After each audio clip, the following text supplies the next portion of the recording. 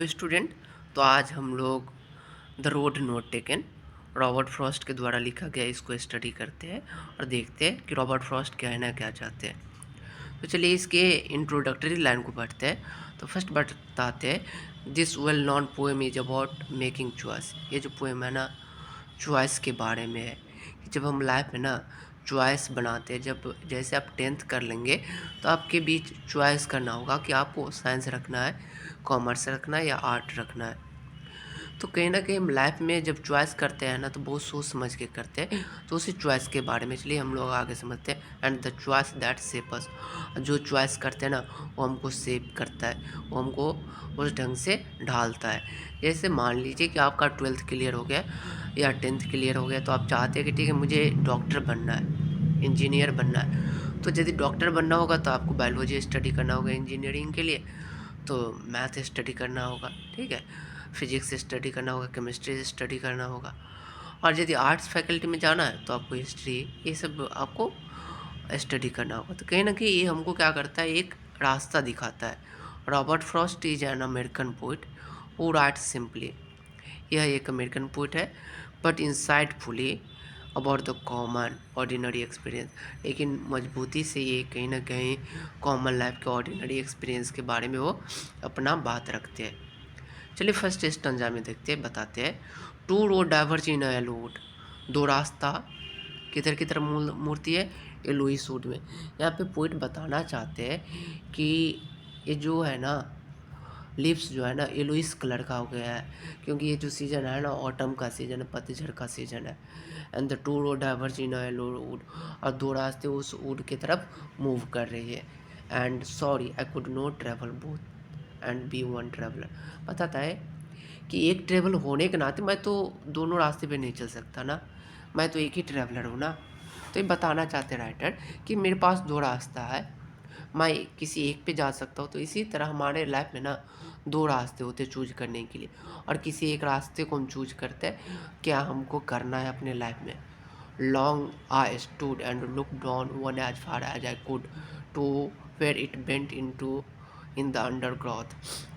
बताते हैं कि जहाँ तक मैं खड़ा होकर के देख सकता हूँ, जहाँ तक संभव है, और जहाँ से वो मूव करती है, और फिर वो जो है ना जंगल की झाड़ियाँ, अंडरग्राउंड छोटे छोटे पेड़ पौधे आगे नहीं दिखाई पड़ती है।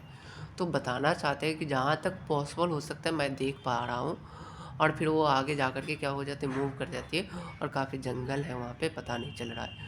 तो उसी तरह हम अपने लाइफ में भी जब हम डिसीजन ले रहे होते हैं ना कि हमको ये करना है, तो हमारे सामने भी बहुत प्रॉब्लम आती है, समस्या आती है कि ठीक है हम इस रास्ते को चूज कर रहे हैं, लेकिन इसमें बाधाएं क्या क्या आ सकती है, क्या क्या हमको करना पड़ सकता है। तो इसी तरह जब हम रास्ता जंगल में जा रहे होते हैं तो हम काफ़ी दूर तक नहीं देख पाते कि रास्ता कहाँ से कहाँ तक मुड़ी हुई है, क्योंकि ओझल हो जाते हैं, कहीं ना कहीं बहुत सारे वृक्ष आ जाती है, छोटे छोटे पेड़ पौधे आ जाते हैं।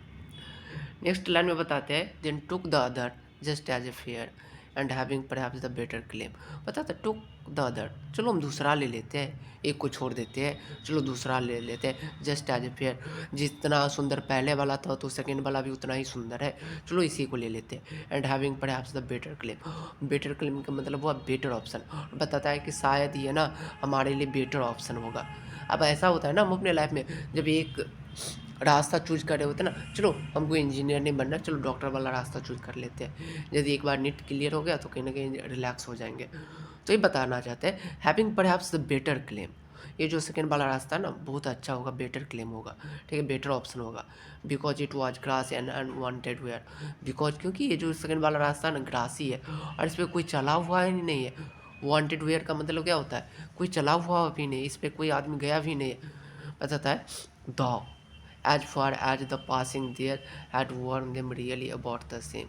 जैसे कि इस दोनों से पास होंगे ना, दोनों क्या है, एक दो सेम ही रास्ता है, दोनों में कोई डिफर ही नहीं है। जब हम चूज कर रहे होते हैं ना अपने लाइफ के बारे में, कि तो हमको कन्फ्यूजन रहता है कि कौन सा रास्ता बेटर है, ये फर्स्ट वाला रास्ता, फर्स्ट वाला हमको चूज करना चाहिए, सेकेंड वाला चूज करना चाहिए, कि दोनों हमारे लिए अच्छा है।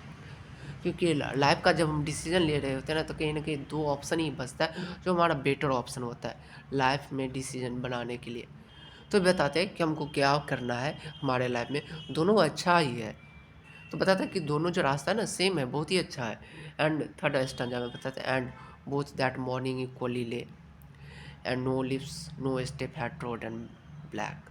बताता है जब मॉर्निंग की समय आती है तो बताता है दोनों रास्ते पे ना सेम लिप्स होता है, लिप्स गिरा हुआ रहता है और उस पे एक आदमी भी नहीं चला होता है, ट्रोडन ब्लैक, ठीक है। एक भी पत्ता ना काला नहीं पड़ा रहता है। काला कैसे? जब वो वॉक करते हैं ना फॉरेस्ट में, तो अब जब वो पत्ता के ऊपर जाएंगे तो धीरे धीरे क्या हो जाता है, ब्लैक पड़ जाता है। तो पता देखो ना, एक भी स्टेप उस पर गया नहीं है। Oh I kept the first for another day. और तभी सोचते हैं पोइट कि ये जो फर्स्ट वाली रास्ता है ना, उसको ना हम दूसरे दिन के लिए रखते हैं। दूसरे दिन जब हम आएंगे ना तो उस पर हम चलेंगे, अभी छोड़ दे रहे, हमको अभी सेकंड वाला ही रास्ता चूज करना है। Yet knowing how may we leads on to way and I doubted if I should ever come back. बताता है आई नो हाउ, ठीक है, way leads on to way, और मैं जानता हूँ कि ये रास्ता ना कैसे ले जाएगी। और मुझे संदेह है कि क्या मैं फिर से वो जो मैं जो सेकंड रास्ता छोड़ा हूँ, फर्स्ट वाली रास्ता, क्या मैं फिर से वापस आ सकता हूँ? आई should ever come back, if I should ever come back, क्या मैं पीछे फिर से आ सकता हूँ? जब लाइफ में आप दो डिसीजन बना रहे होते हैं, क्योंकि जब आप एक वाला रास्ता चूज कर रहे होते हैं ना, तो उसी रास्ते पे आप आगे बढ़ रहे होते, आगे बढ़ रहे होते, आपको मौका मिलता ही नहीं है कि वो दूसरा वाला जो हम रास्ता छोड़े थे उस पर चलने के लिए, उस चीज़ को करने के लिए। तो यहाँ पे राइटर भी बताना चाहते हैं कि उसी रास्ते पे हम तो आगे बढ़ जाते हैं, क्या हम फिर से वापस आ पाएंगे? एंड फोर्थ स्टैंजा में बताते हैं, I shall be telling this with a sigh sometime ages hence two road diverge in a load and I took one less travel by and that has made all the difference। तो writer यहाँ पे बताते हैं ना, आई shall be telling this, मैं ये कहूँगा, ठीक, आए भरते हुए क्या, कि एजेज ऑफ एजेज, यानी एक समय था जिस समय में मैंने दो रास्ते में से एक रास्ता चूज किया जिस पे आदमी कम चला था, और वही रास्ता ना हमको कहीं ना कहीं सबसे क्या किया, अलग बनाया। अब ऐसा होता है ना, आप अपने लाइफ में ना एक डिफ़िकल्ट डिसीजन ले लेते हैं और ये जो रास्ता होता है ना बहुत डिफ़िकल्टी से भरी होती है, लेकिन जब आप सक्सेस होते हैं ना तो आपके पीछे सब आते हैं और तब आप सोचते हैं ना कि ठीक ठीक है, ये जो सक्सेस है ना कहीं कितना स्वीट है, ठीक है। तो बताना चाहती हैं यहाँ पे कि जब आप सक्सेसफुल हो जाते हैं ना तब आप ये सोचते हैं कि ये जो ना हमारा जो डिसीजन रहा था ना, ये डिसीजन हमको क्या बनाया, सबसे अलग बनाया, डिफरेंस बनाया। तो पॉइंट ये कहना चाहते हैं, जब हम अपने लाइफ के डिसीजन कर रहे होते हैं, जब दो रास्ते में से एक चूज करना होता है, ये जो होता है ना बहुत बड़ा पल होता है। और कहीं ना कहीं यही जो हमारा जो चूज करने का जो तरीका होता है ना, वही हमको क्या बनाता है, डिफरेंस बनाता है, वही हमको सेव करता है हमारे लाइफ को। यदि आपको वीडियो कैसा लगा कमेंट में ज़रूर मेंशन कीजिए। यदि वीडियो आपको अच्छा लगा तो लाइक ज़रूर कीजिए, सब्सक्राइब कीजिए। Thank you.